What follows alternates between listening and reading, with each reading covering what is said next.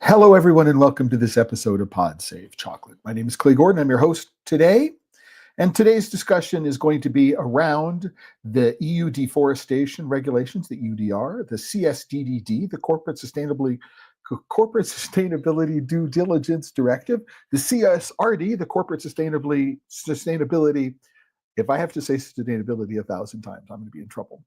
Reporting a directive, as well as something called the ESRS. And we're going to get into all of those in just a few seconds after I remind everybody that this episode of Pod Save Chocolate, like every episode of Pod Save Chocolate, is sponsored by members of The Chocolate Life. If you're not a member of The Chocolate Life right now, you can go there. Right here is the homepage. You can tell I'm doing this live. Here is the homepage, and you can click on a green button at the top or the avatar on the bottom and join and become a member. I'd also like to remind you that no matter where you're connecting today, whether it's YouTube, LinkedIn, or Facebook, you can go into the live chat, you can go into the comments, and you can let me know where in the world you're connecting from. And, or if you have a question or a comment about anything that I talk about today, you can go and put those in the comments, and I will get them. I will get them up on screen. I'll give you a shout out, and I will do my best to answer them during the course of the hour, or if not, I will respond to them in the comments or in the post afterwards. And so that brings me to the next important thing, which is that for every episode of Pod Save Chocolate, I create a post. And in this post are the resources that I am going to refer to during the episode. So if you're listening to this as an audio podcast, and if you want to, you can go and click on the top in the top nav where it says Pod Save Choc. You can click on the down arrow and see the audio podcast dashboard. I'm now caught up with the bulk of things. There are 80 episodes posted. I'm going to do each week's episode, the Tuesday and Friday episodes, on the weekend following. And so this episode and last Tuesday episodes will be up at some point over the weekend. But if you're listening to this as an audio podcast, or you're listening to this on YouTube, LinkedIn, or Facebook, and you're in your kitchen or you're doing something where you can't watch what's going on after the fact, there's a complete list of all the resources that I'm talking about that's on this post. Now, I did also start off with a little boo-boo. I'm experimenting with expanding my social media range, relying less on X/Twitter and moving over to Blue Sky. Here's my Blue Sky page. And so if you are using Blue Sky, please go and follow me. I will put the link to my Blue Sky account on the post for today's episode after we get done here, right? And with all of that, right, as by the way of the intro, what about this alphabet soup? So we have this collection of regulations, the EUDR, the CSDDD, the CSRD, the ESRS, and others, which are going to have an effect on the world of cocoa and chocolate. And the point today is, number one, is to figure out how these things are related and whether your business needs to be aware of them. Do you need to be in compliance with them? Right? And that's the purpose of today's episode. We're not going to go into the discussing much about the way of politics, although if you have a question about them, I can go talk about them. But I really want to say, okay, if you are in the cocoa business and or you are a chocolate maker, right? Even if you're not in the EU, right? Do you need to worry about these? Right? That's the focus of today. So we're going to scroll down the page and we're going to get to this first topic, which is the EU deforestation regulations in a nutshell. And so for each one of the topics that we're talking about, the EUDR, the CSDDD, the CSRD, and the ESRS, what I put together is I put a list of things that, very, very top level, in a nutshell, what you need to know: who is affected, who is not affected, what are the timelines for implementation, and things like that, and what the scope of the legislation is intended to be able to, what the scope of the legislation covers, right? And so with that, so the EUDR, the EU Deforestation Regulation, right, is the scope of it is to minimize the European Union's contribution to global deforestation and forest degradation, right? As a part of that, to reduce greenhouse gas emissions and the loss of biodiversity, and then to promote deforestation-free supply chains, right? So the EUDR, right, applies to specific commodities and their derivative products, right? It's important to know. And so for the EU, 6 commodities, their oil palm, soy, timber, cocoa, coffee, and cattle account for the largest percentage of deforestation. So palm oil represents or accounts for 30%, 34% of deforestation. It's also really, really important to know, right, as we scroll a little bit down below this, when it comes to the key requirements, right, is that we're looking at lands which have been deforested after December 31st, 2020. So anything which was deforested before then doesn't fall under the scope of the EUDR. And so you might say, why is sugar not included here, right? Because sugar is responsible for large quantities of deforestation, sugar cane in tropical climes. And the reason why is that all of the sugar lands, or the majority of sugar lands, were deforested prior to 2021, and they're not being expanded in the same way that soy and oil palm and other things are. All right, so just real quickly. So together, oil palm and soy account for over 2/3 of recent deforestation, whereas cocoa is responsible for about 7.5% of recent deforestation, right? These are considered to be high-risk crops, and for the most part, they are high-risk locations, right? And it doesn't matter where in the world these crops are grown, or these agricultural commodities are produced. If their final destination is in the EU, right, then, right, they must be in compliance with the regulations for the EUDR. No ifs, ands, or buts, right? And so what does that mean for a small chocolate maker? So if you are a chocolate maker in the United States, right, or outside the EU anywhere, if you are a chocolate maker outside the EUDR anywhere, and you use cocoa beans for your chocolate, and you want to export your chocolate to the EU, you personally, as a company, must be able to certify that your products are in compliance with the EUDR. That means that, right, the cocoa beans are in compliance, right? And if you use paper packaging, which is produced using timber products, that the paper products are in compliance. Now, if you are using soy lecithin, right, then you must be able to certify that your lecithin is also in compliance with the EUDR. For no ifs, ands, or buts, you're going to have to do this. So, so this is, as you might imagine, a huge record-keeping burden on everyone involved. All of this starts, importantly, in the producing country. So it is the requirement of the producer to be able to certify and to guarantee that their lands, right, were not deforested after the 31st of December, 2020, right? And right now, there's not a whole lot of global understanding on how this is to be achieved. And the EUDR guidance on this says, hey, this is what you need to do, but we can't point you to a database of satellite imagery, which is going to, where we've been tracking this over the last couple of years, so that you know that if you exist within or without one of these deforestation zones. Also, on a country-by-country basis, it is ultimately each producing country's responsibility to help the producers within their country be in compliance. So different countries could have different determinations of what is and is outside a deforested region.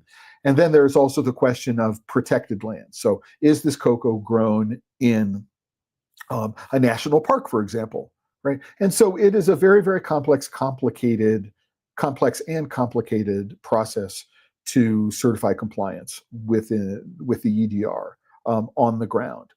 But, right, no matter how complicated it is, you as the buyer of cocoa, if you're a chocolate maker and you buy cocoa from a producing country, it is your responsibility to get the paperwork that says, ooh, my cocoa is in compliance with the EUDR, so that if you export this chocolate made with this cocoa or the paper or lecithin, right, that soy lecithin, that when it enters the EU, if customs decides to go and examine your shipment, right, and not 100% of shipments won't be examined, but if customs decides to examine your shipments, they will determine whether it's in or out of compliance at the port of entry, right? And so you need to make sure that you have the documentation necessary to certify compliance. It's entirely upon you. So you are reliant on your suppliers, and your suppliers are reliant on their suppliers, right? And so it is an interesting aspect of the supply chain that they're enacting here. And essentially, what it means is that this is going to affect everybody who's in any business that uses any of these products around the world, if they think their products are going to be essentially wholesaled into the EU. I don't know that if you wanted to ship chocolate, if you're an individual and you want to ship chocolate to to someone, to a destination in the EU, whether customs will require EUDR compliance for a for basically a personal gift. Not clear. I doubt that they will, but theoretically they could if they wanted to. An inspector could decide they're having a bad day and just want to muck up the works. Not entirely clear. There's a lack of clarity around the regulations. Good to know about the EUDR. Right. So number one, just hello from Mark and Yuri at Blue Spruce Chocolates in Kittredge, Colorado. International Confectionery announced a live event where Aaron Adu, Managing Director of the Global Shea Alliance, explores how shea stands out as an eco-friendly alternative to cocoa butter. Thoughts? So even though it is a little off track with the EUDR discussion, shea butter is recognized as a cocoa butter equivalent or a cocoa butter replacement in chocolate in the EU, right? So the regulations there say that I can replace a certain percentage of the cocoa butter with a non-cocoa butter fat and still call it chocolate on the front, as long as I include the fact that there is a non-cocoa butter fat in the ingredients on the back, right? And so here in the United States, it doesn't matter. For you, it doesn't matter, because you can't use shea butter as an ingredient in the chocolate, right, and still label it as chocolate. The U.S. Regulation CFR 21.163 require that only cocoa butter be used as the fat in chocolate. And so maybe it's okay. Maybe it's okay in other parts of the world.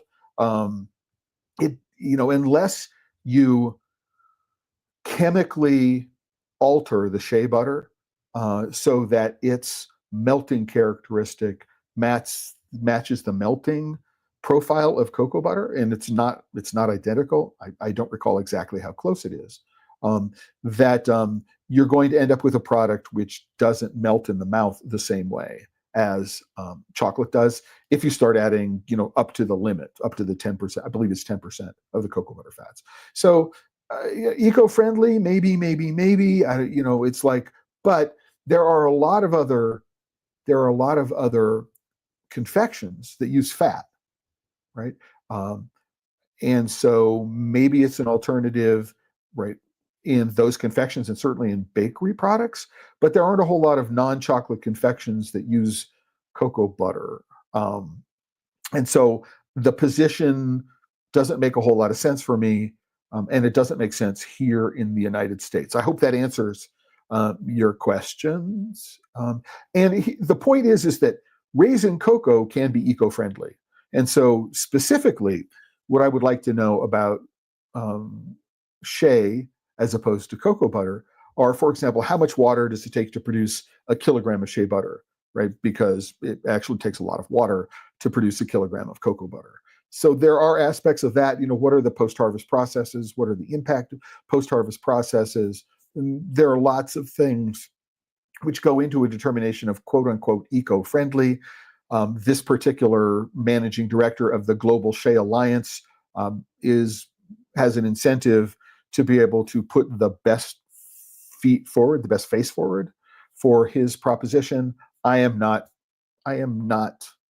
entirely convinced. And again, it's not going to gain traction in upmarket chocolate products. So, even though you can do this in many places, right? It is not being done in many places by many manufacturers.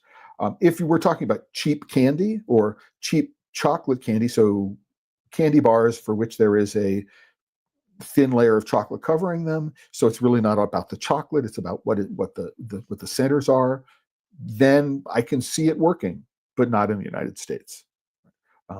So again, let me know if that answers the questions you had about that topic.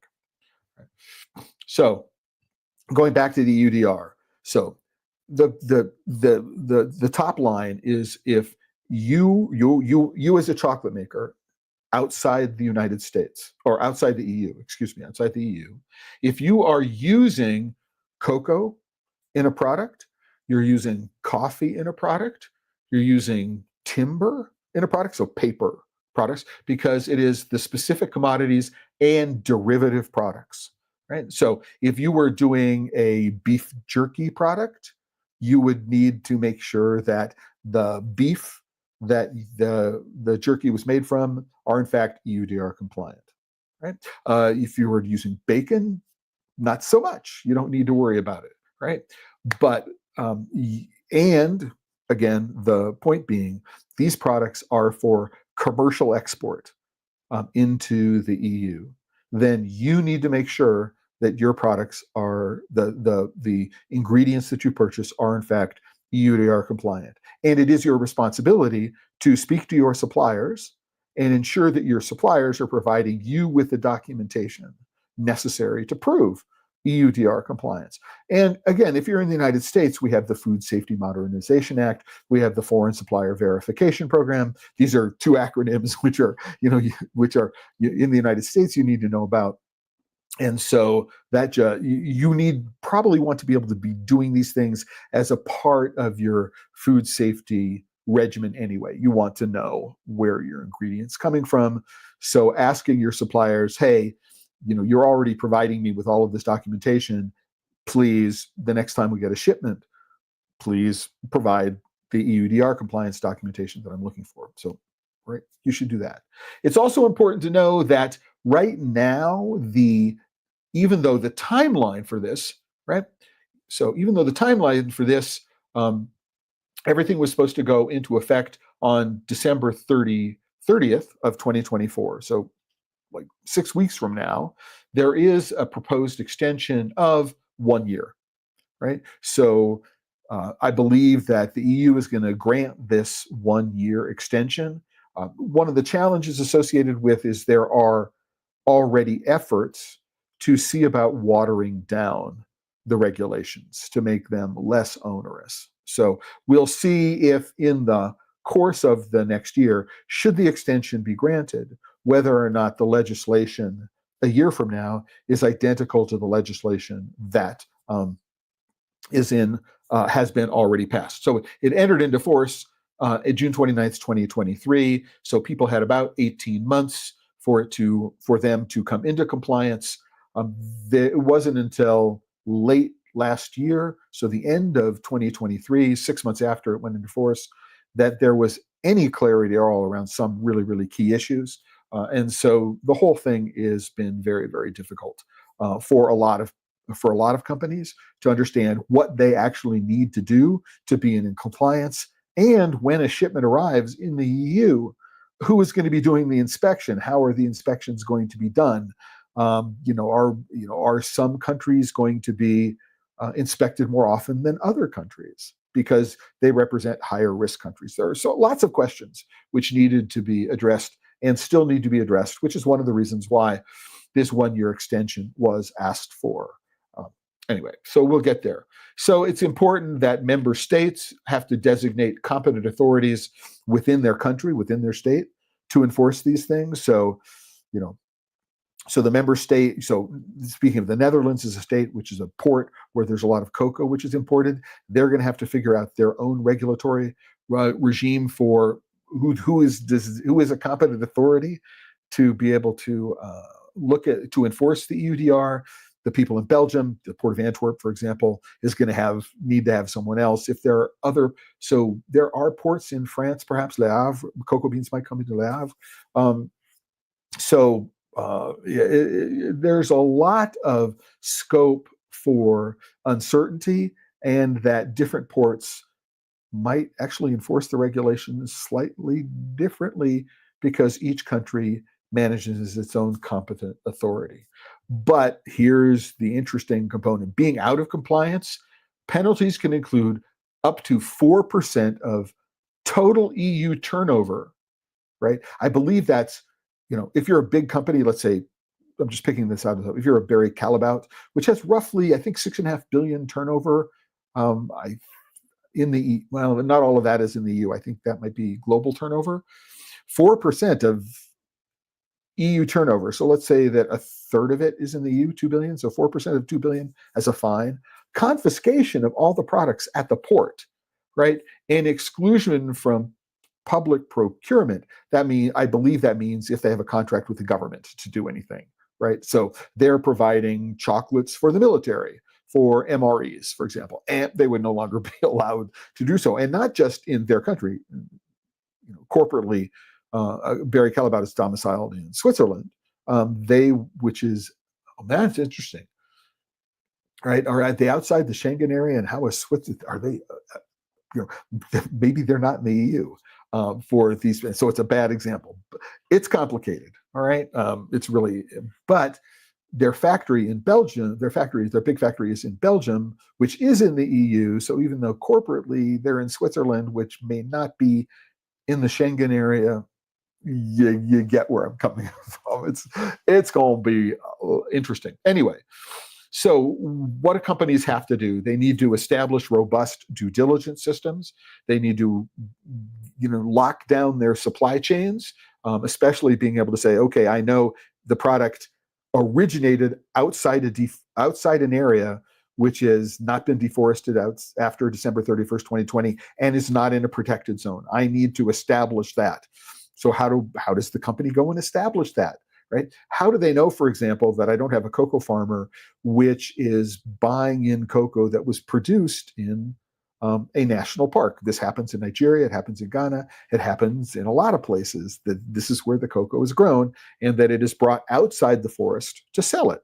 How do we determine all of this? It's a big mess, right? I will agree that it is an important thing that needs to get done, that Big Chocolate especially has taken unfair advantage. They have been unethical in the way I define things. So they have taken unfair advantage of the laxity in regulations to be able to pad their bottom lines and to reduce the lives and livelihoods of cocoa farmers. So this is a way to force them to do that if they're doing business in the EU. And so I think that the intent is a good thing. We want to reduce deforestation. We want to reduce climate change associated with deforestation. It's a good thing to do. This is the first time it's been done. And so it's going to take a while to figure out exactly how this is going to work. Right. So that's the EUDR in a nutshell, right? So, and the other thing is you need to collect and manage large volumes of data on products and suppliers, right? So this is an example where large companies which do have large dedicated IT teams, or are working with global IT contractors and consultants find themselves at an advantage. One thing that I would like to see that's not a part of the regulations is that there is a requirement for interoperability. What the EU would do is the EU would manage a centralized repository of all of this information. And so each one of these companies would be required to provide their data in a standardized form. We'll get to that. So it's something to be important, but it's not a part of the EUDR itself. It may be a part of something else. So I had a conversation last December or early January with Anthony Fountain of the Voice Network.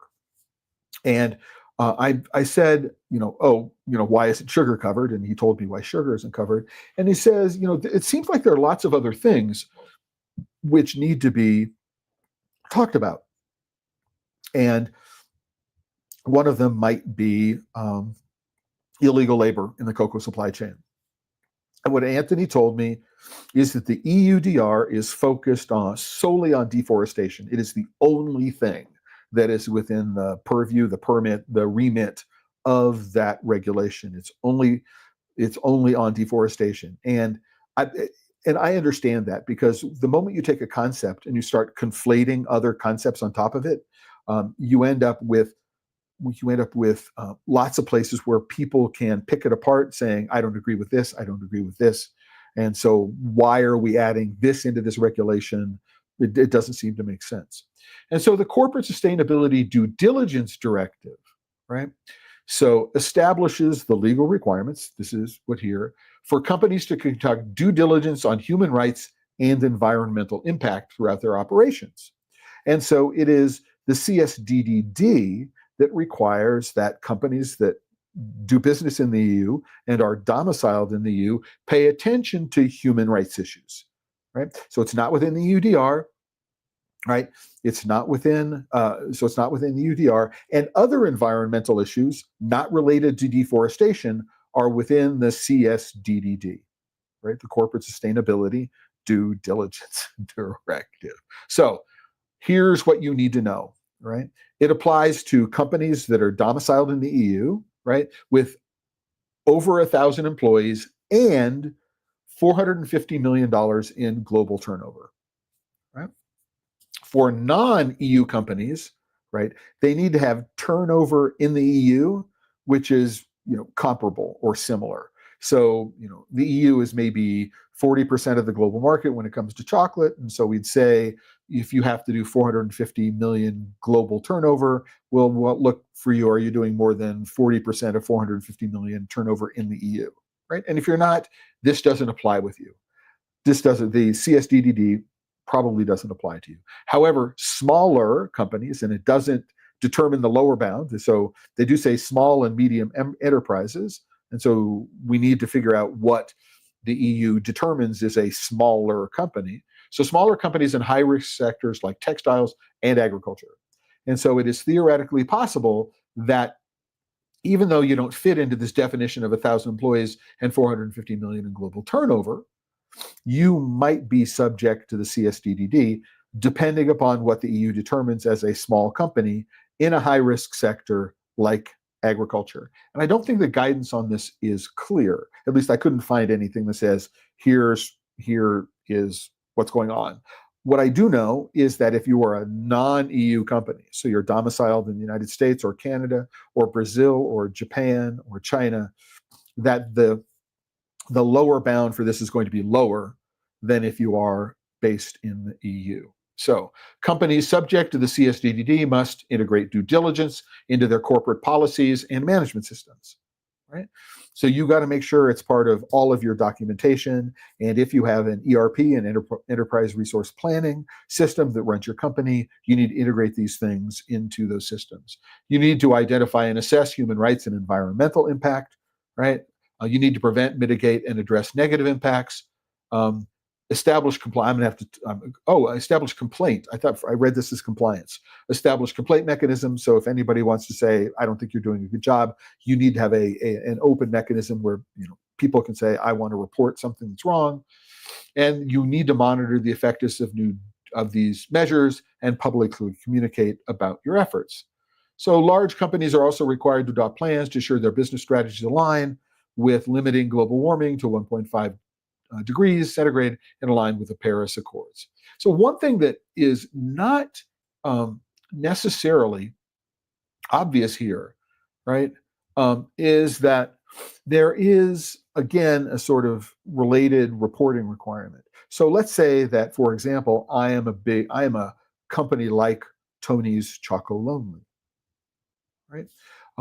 At the moment, they do about 150 million in sales globally. I think about 40% of that is just in the Netherlands, as I recall. And I don't think they have 1,000 employees. So technically, they're not a large company, even though they're domiciled within the EU. They don't fit that. However, they might fit within a smaller, medium-sized enterprise because they are in fact importing the cocoa. So they did about 12,000 metric tons last year, 14,000 metric, somewhere 12,000, 15,000 metric tons last year.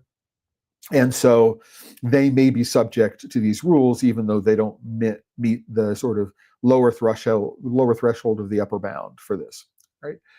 However, it's important to know that Tony's ChocolateLife and Barry Callebaut have a manufacturing relationship. And it could be that the CSDDD and the accompanying CSRD are going to require much more openness about the reporting of that relationship, which I think will be a good thing, right? So just to let you know, and the reason why I'm bringing up Tony's ChocolateLife is I was speaking with somebody in the Netherlands last week about an interview that was being done about sustainability and supply chains in cocoa and chocolate, and the question of Tony's supply chain in cocoa and their relationship to Barry Callebaut were a part of the initial discussion for this interview. So it's top of mind, and I was thinking about that, right? So the EU member states must designate supervisory authorities to enforce the directive. So there is the chance that each state is going to interpret the regulations perhaps slightly differently than other states. And so what Spain does might be different from Portugal, might be different from Switzerland, might be different from the Netherlands and Belgium. So that's going to create a potential mess depending on where you're exporting your products to. But companies may face fines of up to 5% of global turnover for noncompliance. So if Barry Callebaut does what I said, 6.5 billion, I think is the last number that I heard, 5% of global turnover is 10% is 650. So 5% is 325 million fines for noncompliance with the CSDDD. The stakes are high, people. The stakes are high, right? Again, if you're a small company in the United States, you may not be subject to these rules. Again, it depends upon what the interpretation of smaller companies in high-risk sectors like agriculture depends on what that means, right? So you may be subject to them if you're exporting your product into the EU, but the record-keeping burden on very small companies. If you're a small, I'm thinking, you, Mark, in your business in Colorado, the record-keeping required to be in compliance would probably mean that even if you're doing any small amount of business in the EU, and the EU says you need to be compliant, you would immediately stop doing business in the EU because you can't afford to take the risk, right? Number one is not only just the risk of 5% of annual turnover, not just in the EU, but globally. So if you're doing $1 million in sales, you're 50,000 in fines. That's a lot for a company doing $1 million in sales. And I'm guessing that the record-keeping overhead would be at least $50,000 a year just to do that. So you're talking about a 10 or 15% hit, right, on gross sales just to be in compliance. The work that you're doing, the business that you're doing in the EU needs to be significant in order to be able to support that level of risk exposure. And I don't necessarily know that it's something that an insurance company would insure. So, if you are exporting to the EU, you do need to speak to someone about whether or not your business is in compliance. And you should go talk to your insurance broker and say, is this even something I could be insured for, right? assuming I had the systems in place. I'm not entirely sure, right? The next component of it is something called the Corporate Sustainability Reporting Directive, right? And what the CSRD does, right, is that it modernizes and strengthens rules, right, EU regulations concerning social. And I did I leave a I did leave a link to a page on the EU website where it talks about this. This applies to, again, large companies. So large companies, but much, much, much, much smaller than those under the CSDDD. CSDDD is 1,000 employees and 450 million. This is 250 employees and 40 million in turnover. Listed small and medium enterprises. So we need to go find out what that list is, who must be compliant. And then non-EU companies generating over 150 million on the EU market. So small company like Blue Spruce Chocolate, if you're not doing 150 million in sales in the EU on its own, you're exporting, you don't have to worry about the CSRD. So what do you have to do? Disclose information on sustainability risks and responsibilities, report on their impact on people and the environment, provide sustainability information in your management reports. You probably don't have management reports, Mark. Submit data in a standard digital format. I believe that a standardized digital format is an absolute requirement for all of this stuff. I'm just hoping that there is the equivalent of open records access so that researchers can go in and they can look at this information that is provided. And I would love to train an AI, a large language model, perhaps a machine learning model, just on the data from that is supplied to be in compliance with the CSRD and the CSDDD, to be able to figure out just can we create a mechanism to determine whether things are likely to be out of compliance, but also to be able to capture statistics. How many people are we affecting? How much cocoa is in fact a part of this? There are all sorts of really, really interesting information that might be there if you knew what to look for and how to go look for it and how to go request it as part of an Open Records Act. But it would be much more interesting to be able to have a dedicated team and resources whose job it was to be able to create analytical tools to help understand what's going on, not just for are you out of compliance, but how is an entire industry like cocoa, or how are other industries, right, behaving? So is cocoa better than coffee, right? Is timber better than palm oil? I think it's really, really important that we do those things, because there is a relationship. I mean, if you are a big company and you are EUDR compliant, some of you are going to be CSDDD compliant, and others of the CSDD and CSRD compliant, and some of you are just going to be CSRD compliant, right? And so there's a lot of room there for misunderstanding, and a lot of room for how do I figure out who is in compliance and who is not? And so having the Netherlands have their team, and having Belgium have their team, and having France have their team, and each of them their own resources, which may or may not be siloed and may or may not be interoperable, is a nightmare. So, I have a 20-year history in high technology before getting into the chocolate business, and a lot of, my background, and it's an area where I have, named inventor on multiple patents, is in this information management area. And so I am familiar, at least, I'm familiar with what the challenges are, not necessarily how to go and address the challenges, but I know enough about them to know that it is going to be an issue.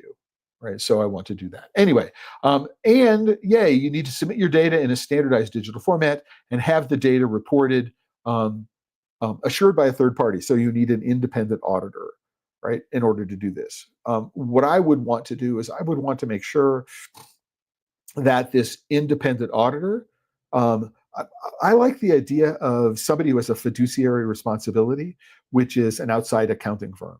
So if I have an outside accounting firm who's already doing my taxes every year and has economic responsibility, a fiduciary responsibility in the accuracy and completeness of my tax reporting, then I would want that company also to be responsible for this this auditing of the information, right? With a similar kind of auditing and certification of this CSRD reporting information, with a similar fiduciary responsibility. I think that's really, really important. Anyway. I have another comment from Mark at Blue Spruce. Never considered the insurance angle and the need to manage risk exposure. Yeah, the overhead to manage the record keeping and reporting would be significant. Absolutely. I mean, forget the cost of cocoa. If you were buying 5 tons of cocoa beans and used to be paying $15,000, and you had that 5 tons of cocoa beans and now you're paying $40,000, and I'm saying, and you're only doing $5,000 a year business in the EU or $10,000 a year business in the EU, you would immediately get out of business in the EU if you were subject to any of these requirements for which there were significant fees and or the possibility of confiscation of product. I mean, it makes no sense if you couldn't insure against the risk of confiscation or penalties that might be imposed on you. I mean, it's like, how do you go about and do this? It's still yet another thing that the small chocolate maker needs to consider when they consider doing business in the EU, whether they're domiciled in the EU or they're outside the EU and they're exporting into the EU. It's a really, really, really, it's going to take 5 to 10 years before we understand what the impact of this is going to be, and things settle out. And that is a conversation that I did with Anthony Fountain of the Voice Network. We did talk about these things. And in his thoughts, as I recall, because I didn't listen to the interview, was 5 to 10 years. All right, that's going to be this transition period. And that was just related to the EUDR. And so when you layer in the CSDDD, the CSRD, it is going to take at least that long. So here's a timeline. If you are in fact need to worry about whether you need to be compliant, here is the timeline that needs to get done. There are some public interest in companies which are subject to something called the NFRD, the Non-Financial Reporting Directive. So that's another acronym to throw into the alphabet soup. You need to be aware if you're not already, and this would be EU companies, I believe, only, but right, you need to be aware about NFRD, and then you need to find out if you're on the list of small to medium enterprises which are subject to this. The reporting standards. Companies will report according to the European Sustainability Standards, the ESRS, right? We'll get to that.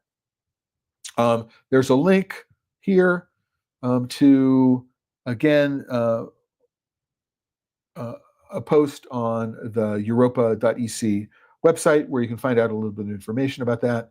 It applies to all companies. So the ESRS applies to all companies under CSRD scope, regardless of the sector. So if you're subject to the CSRD, there is a mandated reporting format that you have to do. Right, the standards are tailored to EU policy while aligning with international initiatives. That's good, and cover sustainability actors, which are all in the ESG, environmental, social, and governance space. Really important.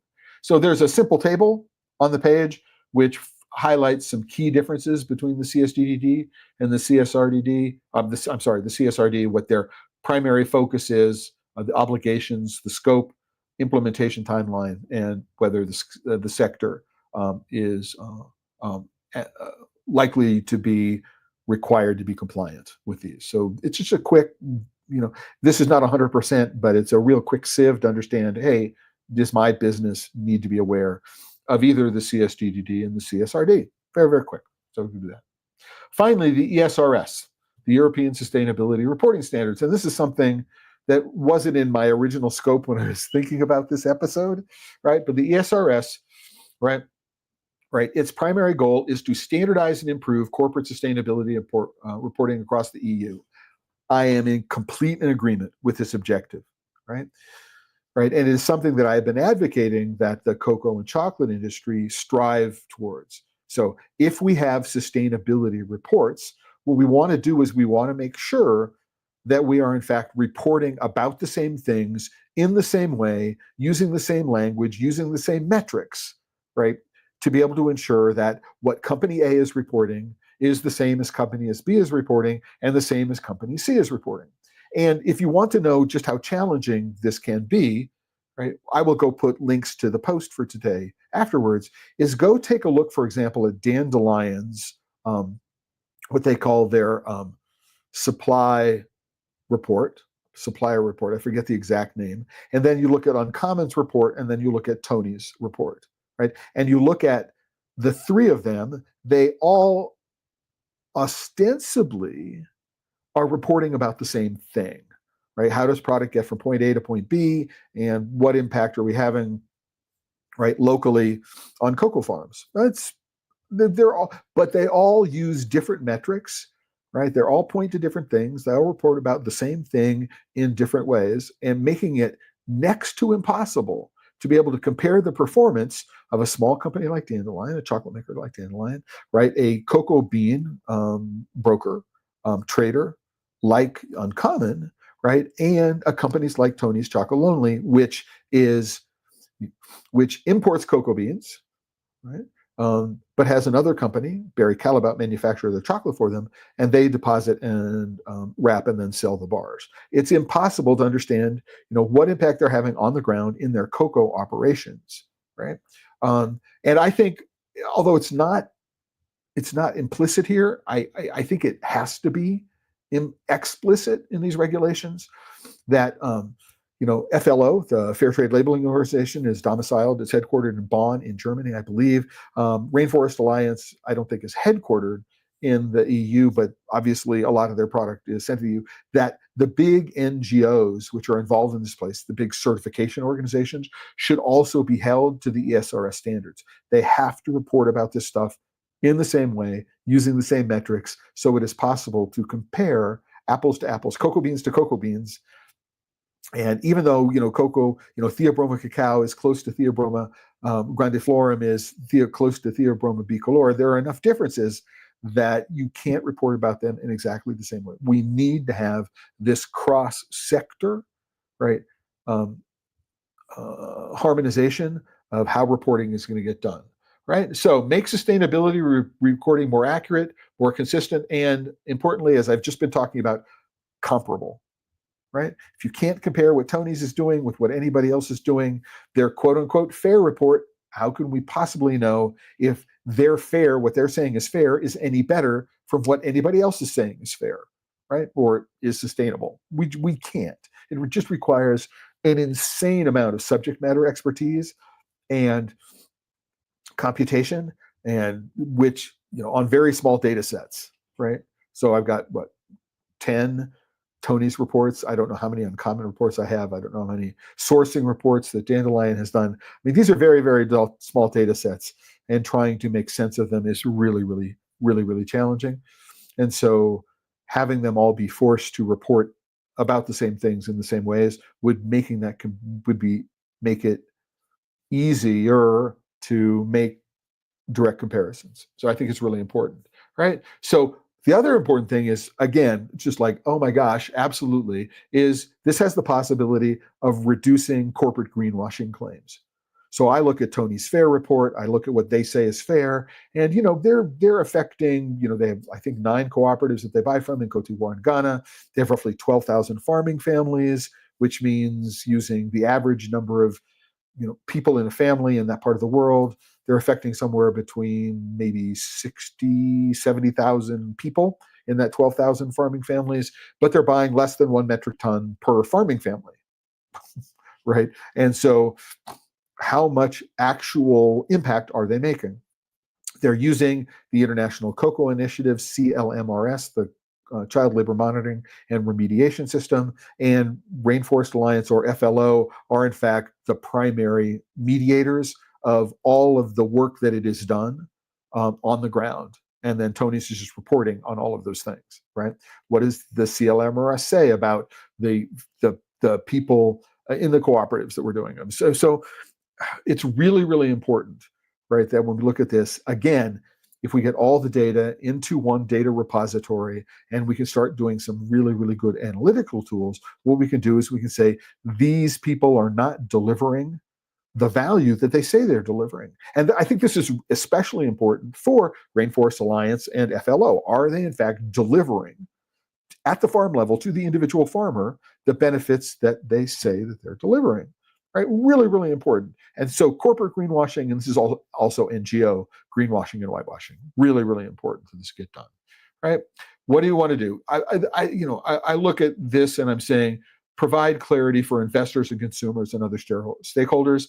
I'm going to probably update this. Number one, provide clarity for consumers, right? Important. Consumers want to know this stuff. Investors, of course, want to know this stuff. Other stakeholders, and at this place, I would say, including and especially cocoa farmers, right? Because we're interested in cocoa and chocolate, about the sustainability performance. And I would also like to see, as a part of the ESRS, a requirement to make this information available. It's in the EU, so it's probably going to have to be available in at least 3 languages, English, Spanish, and French, right? But we want to make sure that it is easy for the cocoa farmer to be able to get at, my cocoa is being bought by Olam, for example. It came to me because I was in Nigeria, and Olam is a big buyer of cocoa in Nigeria, so that if I'm a Nigerian cocoa farmer, I'd like to be able to know, how is Olam doing, right? Because I sell my cocoa to them. Right. So I think that one of the things I think that's not clear to me here is that, again, there's usually a lot of responsibility to report up the supply chain, but there's no concomitant responsibility to make sure that you're reporting down the supply chain with the same openness and completeness. And so I would like to see that.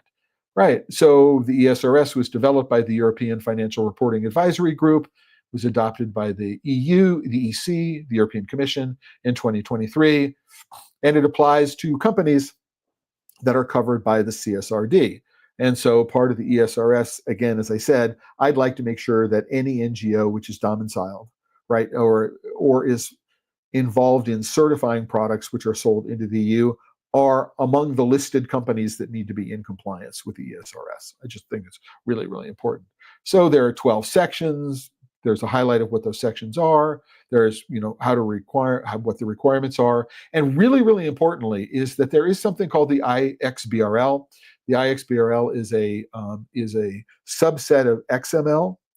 So SGML stands for Standard Generalized Markup Language, right? So it's probably better to say that XBRL is a subset of an SGML, right? We find XML, which is extended markup language, is the format that a lot of content is encoded in for use in the web. So there's that. But there is, in fact, going to be a standardized reporting, which is managed by an international group, right? Yay, right? Which is important. So you can go find out about what that is by visiting the link on the page. One thing that's missing for me, this is very, very cocoa specific. There is an ISO standard for cocoa traceability, 34101. And again, I don't know to what extent the EC rules, the EU rules, will reflect and need to be compliant with ISO standards. Right? So if I'm in the world of cocoa and chocolate, I would want to make sure that whatever I'm doing is in fact ISO 34101 compliant, right, as a part of the layer which is going to help me meet my reporting obligations under the CSRD, but I would submit my reports in this standard IXBRL format, right? So again, IXBRL, another bit of acronyms, another acronym to add to alphabet soup. And that's it. That's what I got on this. So again, let's go back and do a quick recap on this. If you are a small chocolate maker in the United States and you are not commercially exporting chocolate to the EU, you do not need to be in compliance with any of these standards. You do not need to be in compliance with the EUDR, the CSDDD, the CSRD, the ESRS. You do not need to be in compliance. If you're a big chocolate maker domiciled in the US or outside the EU, and you are exporting your products commercially into the EU, you may need to be compliant, right? You definitely need to be compliant with the EUDR. That is non-negotiable, right? But whether or not you need to be compliant with the CSDDD or the CSRD, and the CSRD has the additional requirement that you report under the ESRS, right? So you need to be compliant in that respect, right? All depends upon whether or not your company meets the definition, right, of a covered company. So for the CSDDD, it's basically very large companies, but there are exceptions for high risk, exceptions for high risk businesses and sectors, specifically agriculture, right? There is language here which talks about small and medium-sized enterprises, but it's not entirely clear where the upper and lower bounds for those are going to be. And then there's specifically language about listed companies, and so you need to find out if you're on the list of companies. Again, if you're not domiciled in the EU, then the lower limits of whether or not you would be subject to these regulations are much lower for you. So, again, you need to have 1,000 employees and 450 million in turnover in order to be subject to the CSDDD, but 250 employees and 40 million in turnover to be subject to the CSRD, unless you are individually labeled as you need to be in compliance. So you need to go. You need to go, and you need to figure out if you are actually doing any amount of business in the EU, whether or not you need to be in compliance with any of these regulations. Now, as a general rule, what I would say is, you probably want to familiarize with these things, and so you understand what it is that the global community is asking you to document and report about. And to the extent that you can document these things and then report about these things in some way, that I think you should go ahead and figure out how to go about doing that. And this is an area of expertise I have a little bit of knowledge about, and it's something that, if you're looking for some additional assistance in helping understand, I can do that. Again, I'm not a lawyer, I'm not an accountant, but at least I can help you understand what questions need to get asked of lawyers and accountants. And I can, through my connections with the people at Chocoa, try to figure out exactly who to go to in certain places in order to be able to find the answers to those questions. So good to know. I also wanted to point out that I did put a link in the post to the episode of PodSafe Chocolate where I did interview Anthony Fountain. You can go link to that. There is some EC European Union links to European Union resources apart from the ones that I left as links in the body of the post here today. And with that, I'm done for this episode of PodSafe Chocolate. I want to thank everybody for joining me today. Before I do head out, I want to remind everybody that this episode of PodSafe Chocolate, like every episode of PodSafe Chocolate, is supported by the members of the Chocolate Life. If you are not a member of the Chocolate Life, I appreciate if you would go over to the Chocolate Life and join. You can click on a join button at the top nav, or there's a little join button in the lower right-hand corner. There's always a free membership. I try to limit the amount of emails sent to free members to a relatively reasonable amount per month. If you are a paid member, a premium member, there's consulting hours. There's also, you get more emails from the website and other perks of being a premium member. And there is some members only content. If you enjoyed today's episode, I would appreciate your going in, if you're watching on YouTube, and giving this episode a like, as well as a thumbs up. I see somebody has done that. And if you are not already subscribed to the PodSafe Chocolate channel on YouTube, I'd appreciate your doing this as well, because what it does is it improves visibility in the algorithm. I don't spend a lot of time thinking about the algorithm, but I do know that it does help the more people like and subscribe, and the more people who share this and comment. So I appreciate you doing that. Same thing is true of LinkedIn and Facebook. I appreciate that as well.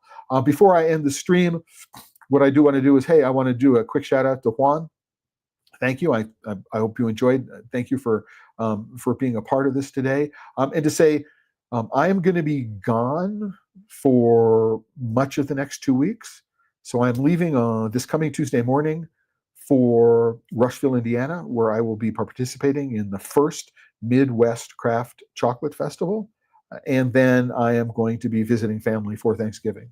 So I am going to be pre-recording an episode of PodSafe Chocolate this weekend, which is going to be a preview episode of the Midwest Craft Chocolate Festival. It's going to be fun. I'm flying into Chicago, and then I am going to be meeting Kjell from Fjorden, who's flying into from Norway at O'Hare. We're going to be driving down. That's going to be fun. I am staying in an historic house because the organizers of the festival have arranged for there to be homestays for some of the participants, and so I'm looking forward. I love, spending time in historic homes that have been converted into beds and breakfast. So I'm looking forward to that. Maybe there's an opportunity to we have a day free, so maybe we'll go visit Cincinnati or something. So it's going to be great. And then going to visit family in the northeast corner of Massachusetts, right on the New Hampshire border for Thanksgiving. And I will be back on Black Friday. I'll be back the day after Thanksgiving. And then the Tuesday after, I'm going to be doing a wrap-up episode of what it was that I saw at the Midwest Craft Chocolate Festival. People who know this channel know that I've been a big supporter of Dustin Cornett and his Craft Chocolate Challenge. So when he came to me and said, I want to do a festival for craft chocolate in the Midwest, I did big thumbs up. And so I'm really, really excited to be a part of this festival and hope to share this excitement with you. If you're not in this part of the world, if you're not in the Rushville, Indiana, so it's about an hour to Indianapolis, about an hour to Cincinnati, about an hour to Dayton, 4 hours from Chicago. It's an opportunity. This is also part of their Christmas market, so there's going to be lots of fun stuff going on there. So I'm looking forward to that. And if you're around, please look me up, and I will be happy to do it. And if you have a copy of my book, if you have a copy of Discover Chocolate, and you're going to be in Rushville, Indiana over the weekend, please come up to me, and I will be happy to sign the copy if I haven't already signed it, inscribe it for you as well. I think that'll be a lot of fun. So it'll be great to see you there as well. Finally, from Teresa Grant, do you know if there are accommodations that make the event walkable? So Teresa, I'm going to ask if you mean that this is the Midwest Craft Chocolate Festival, right? You can just thumbs up, respond to me, yes or no, and let me know. So I do know that the festival is taking place indoors. It takes place indoors. There are public buildings, which means they are wheelchair accessible. So I hope that covers your walkable aspect of it. I don't know if all of the event venues are in fact wheelchair accessible. What I would suggest you do, let's do really, really quickly. What I'm going to do, because I can, let me go over to the Midwest Craft Chocolate Festival website and share that with you. So here's the homepage of the Midwest Craft Chocolate Festival. What I may do is in the upper right-hand corner, there's a Contact Us link. Hopefully I can get to it between the Facebook and Instagram links. No. So let's go to the bottom. There's a contact. Info at Midwest Craft Chocolate Festival. If there are places to stay nearby the festival, you're looking for accommodation. There is at least one which I believe is in walking distance. Unfortunately, what I can do is I know you're on Facebook, Teresa. I know we're connected on Facebook. What I can do is I can go and take a look at the correspondence that I have about whether or not what hotel accommodations look like, because a friend of mine asked, what is nearby that I might be able to stay in. So what I can do is I can let you know the name of that hotel. I believe it's a small town, and I think everything should be walkable without a problem. But I don't know what walkable means. 5-10 minutes, is that walkable? For me, it's yes. I mean, I tend to walk about 4 miles a day here in Prescott. So, anything within 20-30 minutes is fine for me, as long as the temperature is above freezing. So anyway, there's that. I want to thank everybody who's joined me today. Again, I hope you found it interesting. I found it useful for me to go through this and not just do the research on this, but go through and talk through some of what I learned, understand some connections that weren't immediately apparent to me as I was reading through it. Again, this coming Tuesday's episode is going to be pre-recorded, so no live. I will mention that in the episode intro for what's going on. And then I'll be back live on Tuesday, which is the 3rd of December, for the next episode. And I hope that I may be posting Instagram, maybe some TikTok, I'm not entirely sure, about stuff that goes on during the festival in Rushville next week. And if there's a whole lot of fun stuff that I can share with you from the episode, from the festival, I will go and do that. Until the next time, everybody, remember, if you're working chocolate and you're not having fun, you're doing it wrong. Ciao.